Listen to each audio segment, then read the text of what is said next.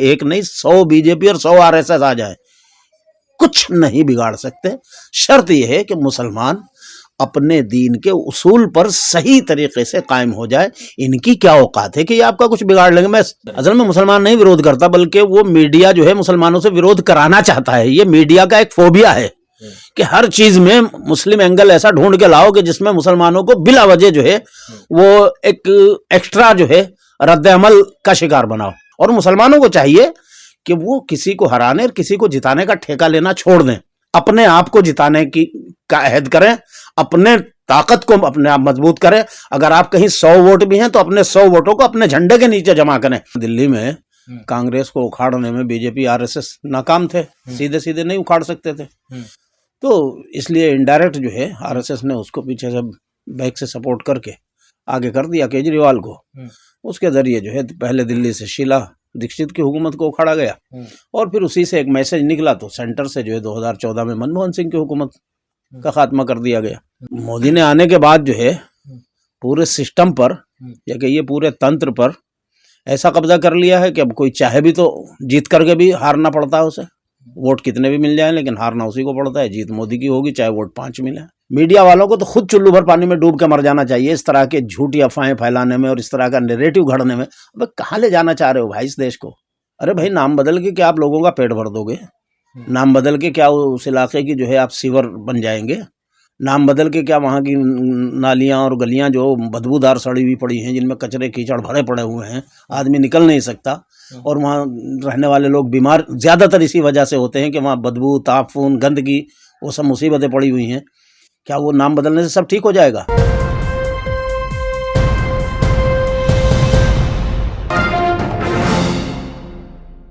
केजरीवाल साहब का तो दिल्ली से जो है सफाया हो गया, क्या लग रहा है आपको? क्योंकि हुकूमत तो बनी नहीं।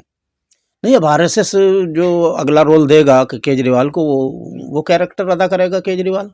मैंने तो ये सुना है कि अब उनको जो है वो कुछ साउथ की कुछ स्टेट में जो है उसको काम दिया जा रहा है आरएसएस की तरफ से, कि जैसे यहाँ दिल्ली में कांग्रेस को उखाड़ने में बीजेपी आरएसएस नाकाम थे, सीधे सीधे नहीं उखाड़ सकते थे, तो इसलिए इनडायरेक्ट जो है आरएसएस ने उसको पीछे से बैक से सपोर्ट करके आगे कर दिया केजरीवाल को।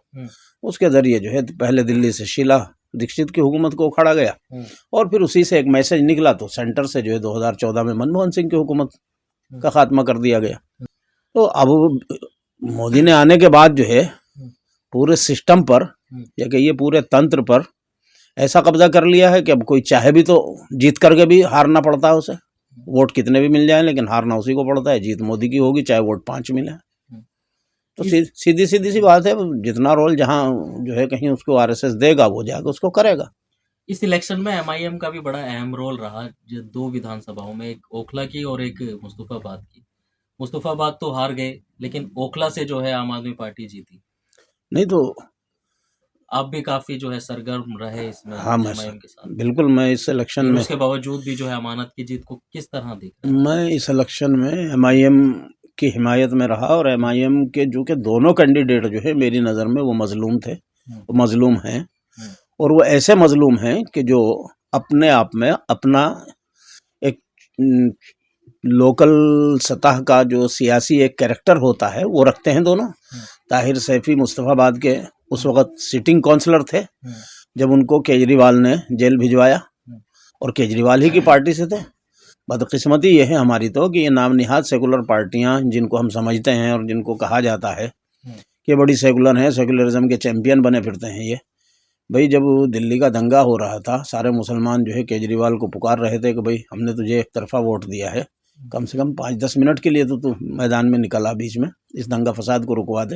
लेकिन वो चुपचाप बैठ रहा अपने घर में कि ठीक है होने दो, क्योंकि उसे पता था कि बीजेपी और आरएसएस के कार्यकर्ता और पुलिस मिलकर के मुसलमानों का कत्लेआम कर रहे हैं। तो ठीक है, बहुत अच्छी बात है कि केजरीवाल को ये चीज़ रास आती है कि ठीक है। अब ये जहाँ दंगा उसके हुआ था मैं बात पूरी कर दूं तो उसके बाद जो है जब मुस्तफाबाद में भी दंगा हुआ, चांदबाग में भी दंगा हुआ, भजनपुरे में भी हुआ, पूरे इलाके में, पूरी जमुना पार में हुआ, गोंडा से लेकर के सीलमपुर, यहाँ सब जाफराबाद, मौजपुरी, ब्रह्मपुरी, तो सारे में दंगा हुआ। लेकिन बीजेपी के लोगों ने यानी दंगा कराया तो कपिल मिश्रा ने, सबके सामने है, सबूत उसके मौजूद हैं, वीडियो मौजूद है। वो जो डीसीपी साथ में खड़ा हुआ है वो धमकी दे रहा है कि हम 3 दिन तक तो जब तक ट्रंप आगे नहीं चला जाता हम चुप हैं और उसके बाद हम पुलिस की भी नहीं सुनेंगे, यानी हम जो है दंगा फसाद करेंगे। तो उसने तो कह करके अल्टीमेटम दे करके जो है दंगा फसाद कराया है। उस पर तो कोई FIR नहीं हुई, उसकी कोई गिरफ्तारी नहीं हुई। लेकिन ताहिर सैफी जो इत्तेफाक देखिए कि पहले कपिल मिश्रा का बहुत करीबी दोस्त भी था और कपिल मिश्रा की उसकी वीडियो और तस्वीरें दुनिया भर की वो सामने भी आई उस वक्त कि साहब ये देखिए दोहरा मेयार गवर्नमेंट की एजेंसियों का भी, मीडिया का भी और पॉलिटिकल पार्टियों का भी और नाम नेहाद सेकुलर पार्टियों का भी और लीडरों का भी। उसमें केजरीवाल सबसे आगे था। जैसे उस पर बीजेपी ने इल्ज़ाम लगाया कि साहब इसके घर से जो है, भाई वो घर पे नहीं था, दंगा फसाद हो रहा था, वो पुलिस के साथ में मिलकर के जो है अमन व अमान कायम करने की कोशिश कर रहा था, रिकॉर्ड मौजूद है उसका। लेकिन उसके घर पे चूंकि अगर कुछ लोगों ने वहां से खड़े होकर के पत्थर फेंके हैं और अपने डिफेंस में फेंके हैं, भाई जब तुम किसी पर को गोली चलाओगे, किसी के घर में आग लगाओगे, किसी के घर पे चढ़ाई करोगे, जाके लाठी डंडे तलवार तीर गोली बंदूक सब लेके जाओगे और उन पर चढ़ाई करोगे तो वो पत्थर भी फेंकने का अधिकार नहीं रखते। तो वो तो अगर पत्थर भी फेंके तो वो आतंकवादी हैं, वो फसादी हैं। तो जब फिर उसने तो फेंके भी नहीं, वो तो वहां था भी नहीं उस वक्त, कोई सबूत नहीं उसका, लेकिन उसे उठा के जेल में डाल दिया। बीजेपी वालों ने जैसे ही उस पर इल्जाम लगाया, केजरीवाल ने फौरन पार्टी से बाहर करके इसको गिरफ्तार करो, और गिरफ्तार करा के जेल भेज दिया। 5 साल से वो बेचारा बगैर किसी गुनाह के, बगैर किसी किए हुए गुनाह के जो है वो सजा काट रहा है वहाँ जेल में पड़ा हुआ। तो वहाँ की आवाम ने सबक सिखाया, क्या लग रहा है आपको? वहाँ की आवाम ने देखिए उसे इतना तो बताया ना कि कम से कम 33,000 लोग, ये उसके वोट नहीं है, ये उसके वो लोग हैं जो उसके लिए खड़े हुए हैं हर वक्त, जिन्हें वोट देना था, जो वोट से सपोर्ट करनी थी उन्होंने तो वो तो गए, कोई झाड़ू पे गया, कोई हाथ पे गया, कोई कहीं गया, कोई सेकुलरिज्म को बचाने के लिए चला गया, कोई बीजेपी को हराने के लिए चला गया। तो जिन्हें वोट और सपोर्ट करना था वो तो वहां चले गए। ये जो 33,000 लोग हैं ये वोट से सपोर्ट करने वाले नहीं हैं, बल्कि ये तो वो लोग हैं जो उसके बिल्कुल कंधे से कंधा मिलाकर उसके लिए खड़े हुए हैं। और यहाँ ओखला में जो शिफाउर रहमान को समर्थन मिला वो कौन से लोग हैं? वो भी वही लोग हैं। और यहाँ भी जिन लोगों को बीजेपी का डर दिखा करके रात रात डरा करके जो है वो शिफाउर रहमान इलेक्शन जीत रहा था, बिल्कुल इसमें कोई दो राय नहीं है। इस बात को सब लोग मान रहे थे पोलिंग से एक दिन पहले शाम तक कि बिल्कुल माहौल बन गया है और शिफाउर रहमान इलेक्शन जीत रहा है। लेकिन उसमें जो है गवर्नमेंट की एजेंसियों का और एजेंसियों के मुखबरों का और उनका सबका जो है उनको चूंकि ये लगा कि अगर शिफाउर रहमान यहाँ से जीत के जाता है तो ये मोदी सरकार के मुंह पर भी एक बहुत बड़ा तमाचा होगा, गवर्नमेंट के मुंह पर भी तमाचा होगा, और इन सेकुलर पार्टियों के ऊपर भी और कम्युनल पार्टियों के मुंह पर भी एक बहुत बड़ा तमाचा होगा। तो उस तमाचे को रोकने के लिए इन्होंने साजिशन ये किया कि उन्होंने झाड़ू पर वोट डलवाए और रात रात जो है ये डर फैलाया मुसलमानों में, बीजेपी जीत जाएगी, मुसलमानों को खा जाएगी, बीजेपी जीत जाएगी, मुसलमानों को खा जाएगी, इसलिए जो है पतंग पे वोट दे दो। ठीक है, जिन्होंने डरना था वो डर गए, जिन्होंने बीजेपी को हराने का ठेका लेना था उन्होंने ले लिया, जो उस फोबिया में आ गए वो शिकार हो गए। लेकिन 40,000 लोग तो उसके साथ खड़े हुए हैं ना। ये तो साबित हो गया कि शिफाउर रहमान के दस्तो बाजू बन करके इस इलाके में, और ये इलाके से मतलब वहां से नहीं है कि साहब वहां से जो है जैतपुर से लेकर के और वहां भरत नगर और फला तलक, जाकिर नगर से लेकर 9 नंबर तलक, इस इलाके में शिफाउर रहमान के दस्तोबाजू बनकर खड़े हुए 40,000 लोग मौजूद हैं। जब जरूरत पड़ेगी तो आएंगे, हर वक्त मौजूद हैं। अब जरूरत पड़ने पर तो ये 1 लाख भी आएंगे। वो इनमें से जो बहुत सारे लोग उस गलतफहमी का शिकार हो गए या उस डर का शिकार हो गए जो दिखाया गया रात रात कि साहब बीजेपी खा जाएगी, बीजेपी आ जाएगी, बीजेपी खा जाएगी, तो उस डर के मारे बहुत सारे लोग होते हैं कमजोर दिल के। और चूंकि अल्लाह माफ़ करे, बुरा मानेंगे लोग तो माने, मैं कोई बात कहने में जो सही बात है उसे कहने में, ये जितने ज़रूरत से ज़्यादा ये आपको डरपोक नज़र आते हैं ना, ये अपने आप को दानिश्वर कहने वाले या अपने आप को बहुत तालीम याफ्ता कहने वाले, बड़े मसलिहत पसंद के, ऐसा होगा तो हो जाएगा, ये जितने ज़्यादा मालदार और जितने ज़्यादा पढ़े लिखे हैं उतने ही ज़्यादा बुज़दिल भी होते हैं। इनके बस का कभी कोई काम, एक काम तारीख में दिखा दीजिए कि इन लोगों ने कोई काम ऐसा किया हो कि कभी कोई वक्त आ पड़ा हो कौम पे, मिल्लत पे, मुल्क पे, इन्होंने कोई काम करके दिखाया हो, सिवाय जो है बैठ करके बातें बनाने के, एसी में बैठ के बातें बनाने के, इनके बस का और कोई। यही फलसफे बगाड़ते हैं और कौम को गुमराह कर लेते हैं, वो कर लिया। अब इलेक्शन का रिजल्ट आने के बाद जो है अमानत को जिस तरीके से पुलिस के जरिए और मीडिया के जरिए फिर से मेन स्ट्रीम में एक बवाल सा मचाया गया, उसको किस तरह देख रहे हैं? मैं इस ये उसको मतलब कहीं गुप्त छुप गया है, उसको कहीं तलाश कर रही है पुलिस, यूपी दिल्ली से लेकर यूपी मध्य प्रदेश पता नहीं कहाँ कहाँ। मैं ये इस जो माहौल रहा अमानत के मैं साथ इस में। पूरे रवैये की जबरदस्त मजम्मत करता हूं, और ये बहुत ही घटिया भोंडा तरीका है, पुलिस का हो या दूसरी एजेंसियों का हो या उसके सियासी मुखालिफिन का हो जो किसी भी जगह बैठे हुए हैं। ये जो चीज है कि इस तरह से आप किसी भी आदमी को इस तरह टारगेट करेंगे कि साहब, और झूठी खबरें, झूठी अफवाहें फैला करके, ये मीडिया का भी जो है एक बहुत ही काबिल मजम्मत, जितनी मजम्मत मेरे पास तो इसके लिए अल्फाज भी नहीं है, काहे की मजम्मत करी जाए। ये तो मतलब मीडिया वालों को तो खुद चुल्लू भर पानी में डूब के मर जाना चाहिए इस तरह के झूठी अफवाहें फैलाने में और इस तरह का नैरेटिव घड़ने में। अब कहाँ ले जाना चाह रहे हो भाई इस देश को? ले जा तो रहे अब नाम बदलने की तरफ, मुस्तफाबाद का हाँ नाम तो बदला जा रहा है।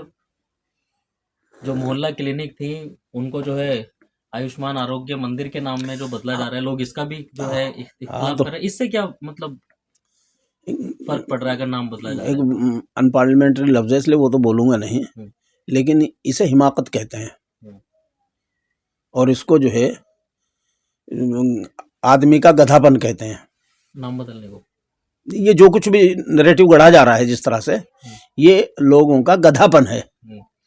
जो लोग इस गधेपन का शिकार हो रहे हैं वो तो है ही गधे, लेकिन जो लोगों को इस तरह गधा बना रहे हैं वो उनसे बड़े उल्लू हैं। अरे भाई, नाम बदल के क्या आप लोगों का पेट भर दोगे? नाम बदल के क्या उस इलाके की जो है आप सीवर बन जाएंगे? नाम बदल के क्या वहाँ की नालियाँ और गलियाँ जो बदबूदार सड़ी हुई पड़ी हैं, जिनमें कचरे कीचड़ भरे पड़े हुए हैं, आदमी निकल नहीं सकता, और वहाँ रहने वाले लोग बीमार ज़्यादातर इसी वजह से होते हैं कि वहाँ बदबू, ताफून, गंदगी, वो सब मुसीबतें पड़ी हुई हैं। क्या वो नाम बदलने से सब ठीक हो जाएगा? क्या स्वास्थ्य ठीक हो जाएगा लोगों का? शिक्षा मिल जाएगी बच्चों को? स्कूल बनाओ, स्वास्थ्य केंद्र बनाओ, आप जो है आरोग्य मंदिर बनाओ या आरोग्य पूजा पाठशाला बनाओ, कुछ भी बनाओ, लेकिन कम से कम वहाँ दवाई डॉक्टर वो बैठाओ ना, वो करके दिखाओ। खाली जो है लोगों को बेवकूफ बनाने से इससे मुसलमानों को कोई नहीं, मुसलमानों मतलब पे इख्तिलाफ करना चाहिए नहीं, मुसलमानों के सेहत पे से क्या असर पड़ रहा है? हमारी तरफ से आप उसको कुछ भी नाम रख लो, क्योंकि क्या दिखाया ये जा रहा है मेन स्ट्रीम मीडिया में भी और एक माहौल के भाई मुसलमान इस चीज का विरोध कर रहा है। असल में मुसलमान इस चीज को विरोध क्यों कर रहे हैं? असल में मुसलमान नहीं विरोध करता, बल्कि वो मीडिया जो है मुसलमानों से विरोध कराना चाहता है। ये मीडिया का एक फोबिया है कि हर चीज में मुस्लिम एंगल ऐसा ढूंढ के लाओ कि जिसमें मुसलमानों को बिला वजह जो है वो एक एक्स्ट्रा जो है रद्द अमल का शिकार बनाओ, रिएक्शन का शिकार बनाओ। तो वो एक फोबिया है मीडिया का, और वो चूंकि सत्ताधारी पार्टी के जरिए चलाया जा रहा है और पैसे लेके कर रहा है मीडिया, उसको कोई फ्री में नहीं कर रहा हो, उसकी कीमत ले रहे हैं वहां से, और लोगों को बेवकूफ बनाने के लिए सब चलाया जा रहा है। चूंकि वो हिंदुओं को असल में ये दिखाना चाहते हैं कि तुम हमसे रोटी मत मांगो, हमसे नौकरी मत मांगो, हमसे स्वास्थ्य की सहूलत मत मांगो, हमसे रास्ते के और नाली मत मांगो, पीने का पानी मत मांगो, साफ हवाएं मत मांगो, बल्कि ये देखो कि हमने मियाँ भाई की चूड़ी टाइट कर दी, हमने नाम बदल दिया, हमने मुसलमान का नाम बदल लो, नाम तुम मेरा बदल लो, देखे क्या हो जाएगा। अब क्या लग रहा है, अब जैसे लेकिन तुमसे जो है कुछ अपना बनाया तो जाता नहीं, इसलिए दूसरे के बने बनाए के नाम जो है तुम बदलोगे। कुछ अपना करके दिखाओ ना, अगर हिम्मत है कुछ करने की तो करके दिखाओ, और फिर बताओ कि हाँ भाई हमने ये किया और हमने इसका ये नाम रखा। खाली दूसरों के बोर्ड पे उसका रंग पोत के अपना नाम लिख देना, इससे जो है कोई आदमी बहादुर और वो नहीं होता काम करने वाला। तो कुछ और कहना चाहेंगे मुसलमानों को? जैसे अब रमजान का महीना भी शुरू होने वाला है, मुसलमानों को चाहिए, अब डर दिखाया जा रहा है कि भाई बीजेपी की सरकार बन गई है तो कई तरीके के जो है मामले सामने आएंगे, क्या इससे कोई फर्क पड़ेगा? मुसलमानों को चाहिए कि एक तो वो बीजेपी से डरना छोड़ दें, और बीजेपी ही नहीं, कोई भी किसी भी अल्लाह के अलावा कोई भी किसी भी चीज से डरा है उससे डरना छोड़ दें। नंबर एक, अपना कोई काम ऐसा ना करें जो दीन के खिलाफ हो, जो संविधान के खिलाफ हो, और जो अमन कानून के खिलाफ हो। अल्लाह को राजी करने पर नजर रखें, अल्लाह की मखलूक, अल्लाह राज़ी सबसे ज़्यादा काहे से होता है? जो अल्लाह ने पहले तो अपने अहकाम बता दिए हैं, जो फ़राइज़ अल्लाह ने करे हैं, रोज़ा है, नमाज है, हज है, ज़कात है, जो ये फ़राइज़ हैं, माँ बाप की इताअत है। इनके बाद जो सबसे बड़ा जो ज़रिया है अल्लाह को राज़ी और अल्लाह को खुश करने का, वो है अल्लाह की मखलूक की खिदमत करना, अल्लाह की मखलूक के फ़ायदे के लिए काम करना। तो मुसलमानों को चाहिए कि अल्लाह की मखलूक के फ़ायदे के लिए अपना थोड़ा सा वक्त निकालें और अल्लाह के मखलूक के फ़ायदे के लिए काम करें। अल्लाह के अलावा किसी से डरने की कोई ज़रूरत नहीं। आप यकीन जानिए, ना बीजेपी खा सकती है, ना आरएसएस खा सकता है। और ऐसे ऐसे में एक नहीं 100 बीजेपी और 100 आरएसएस आ जाए, कुछ नहीं बिगाड़ सकते। शर्त यह है कि मुसलमान अपने दीन के उसूल पर सही तरीके से कायम हो जाए। इनकी क्या औकात है कि ये आपका कुछ बिगाड़ लेंगे? मैं गारंटी से ये बात कहता हूं कि अगर मुसलमान वाकई मुसलमान बन जाए, ये तो हाथ जोड़कर आपको सलाम करेंगे, जैसा पहले किया करते थे। आपने सुना होगा ना कि पहले अगर झगड़ा भी हो जाता, दो आपस में हिंदुओं में भी झगड़ा हो रहा होता था, तो वो कहते थे अच्छा फला मियाँ साहब से फैसला कराएंगे। क्यों? उसे मालूम था कि वो मियाँ साहब गलत कर ही नहीं सकता।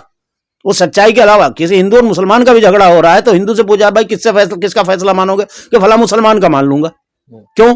इसलिए कि उसे पता था कि मुसलमान गलत फैसला नहीं कर सकता। वो पक्षपात करके ये नहीं कर सकता कि अगर हक हिंदू का बन रहा है तो मुसलमान के पक्ष में फैसला कर दे। ऐसा मुमकिन ही नहीं है मुसलमान से। मुसलमान इंसाफ करता है, चाहे वो अपने ही खिलाफ हो, चाहे अपने माँ बाप के खिलाफ जाए, चाहे अपने भाइयों के खिलाफ जाए, चाहे अपनी औलाद के खिलाफ जाए। कुरान का ये हुक्म है, इस्लाम का यही हुक्म है। जब हम ऐसे मुसलमान बन जाएंगे तो आरएसएस की और बीजेपी की क्या औकात है कि ये आपका कुछ उखाड़ लेंगे? खामाखा बिलावज इनका हवा दिखा गई है। असल में क्या है, देखिए, ये सो कॉल्ड जो सेकुलरिस्ट है ना, सेकुलर पार्टियां, ये भी हिंदू, सेकुलर लीडर कहलाने वाले भी हिंदू, आरएसएस वाले भी हिंदू और बीजेपी वाले भी हिंदू। उनकी आपस की इख्तदार के लिए लड़ाई है ये। इसमें बेवकूफ मुसलमानों को बनाया जाता है। मुसलमानों को डरा लो, बीजेपी खा जाएगी तुम्हें। अबे भाई, हमें बीजेपी नहीं खा सकती, तुम अपने आप को सुधारो ना पहले। तो हिंदुओं से वोट लो पहले जाकर के, हम तो देंगे ही। और मुसलमानों को चाहिए कि वो किसी को हराने और किसी को जिताने का ठेका लेना छोड़ दें, अपने आप को जिताने का अहद करें, अपने ताकत को अपने आप मजबूत करें। अगर आप कहीं 100 वोट भी हैं तो अपने 100 वोटों को अपने झंडे के नीचे जमा करें। जब आपके झंडे के नीचे आपके 10, 20, 50 करोड़ वोट, 50 करोड़ तो कहां से हो जाएंगे, 20 करोड़, 25, 30 करोड़ तो मुसलमान ही है, लेकिन 5-10 करोड़ भी अगर आप अपने वोट जमा कर लेते हैं, मैं कहता हूं 2-3 करोड़ वोट भी अगर आप अपने झंडे के नीचे जमा कर लेते हैं, हर सेकुलर और कम्युनल पार्टी की मजबूरी बन जाएंगे मुसलमान। लेकिन मुसलमान से कब होगा? कि जब एक पार्टी के झंडे के नीचे क़यादत के साथ में मुसलमान इकट्ठा हो जाएगा, तो जैसे मायावती और काशीराम की खुशामद जाके करते थे ना, वैसे ही ये मुसलमानों की खुशामदें करेंगे सारे के सारे। क्योंकि सत्ता के लिए ये किसी भी हद तक किसी भी जगह जा सकते हैं। बीजेपी भी आके आपके दर पे नाक रगड़ देगी, बता रहा हूं आपको। आरएसएस भी नाक रगड़ देगा, और पहले रगड़े हैं। आज़ादी के पहले और आज़ादी के फौरन बाद भी आपने देखा है कि इन्होंने हुकूमतें, बीजेपी ने भी, आपने देखा नहीं अभी कश्मीर में किसके साथ, महबूबा मुफ्ती के साथ मिलकर बनाई थी ना, इसी बीजेपी ने। और वही आरएसएस का ही आदमी था ना, जो तर्जुमान भी था पहले, वो जाकर के जो है उसका इंचार्ज बनाया गया था कश्मीर का। तो ये सारे जो है इख्तिदार के लिए कहीं भी जा सकते हैं, किसी हद तक भी जा सकते हैं, या आपके दर पे भी आके नाक रगड़ेंगे। लेकिन मुसलमानों को चाहिए कि पहले अपने झंडे के नीचे अपनी क़यादत के साथ, मजबूती के साथ इकट्ठा होकर के खड़े हो जाएं। सेकुलर पार्टियों में लगे हुए मुस्लिम नुमा दलालों की बातों को छोड़ दें, इनके भरम में ना आए। क्योंकि ये लोग जो है अपने सेकुलर पार्टियां या नामनिहाद सेकुलर पार्टियों से अपने ज़ाती मफादात के लिए मुसलमानों को वहां बेचने का काम करते हैं, इसके अलावा कुछ नहीं होता। क्योंकि मुसलमानों को वहां पर जो है ये दिखा करके जिनको कुर्सी मिल जाती है, टिकट मिल जाता है, इख्तियार में साझेदारी मिल जाती है, ये मलाई खाते हैं। बाकी मुसलमान बेवकूफ़ है। मुसलमानों का कोई एजेंडा, कोई पार्टी कहीं पूरा नहीं करती, ना तालीम में, ना तिजारत में, ना सियासत में, ना कहीं और। इसलिए मुसलमानों को चाहिए कि अपने आप को मजबूत करें, किसी को हराने, किसी को जिताने का ठेका छोड़ दें, अपने आप को जिताने की बात करें। तो